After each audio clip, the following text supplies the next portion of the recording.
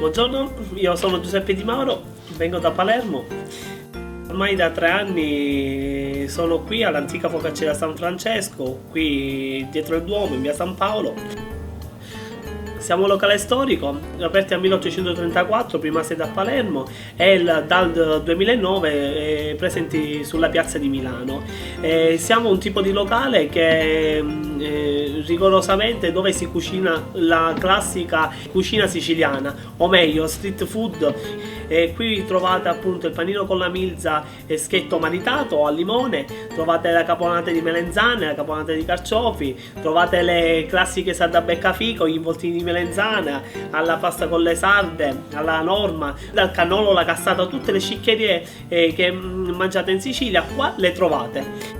Concludendo, saluto a tutti gli amici di Love Resto, mi raccomando, vi aspetto numerosi, tantissime belle cose a tutti cari amici, ciao!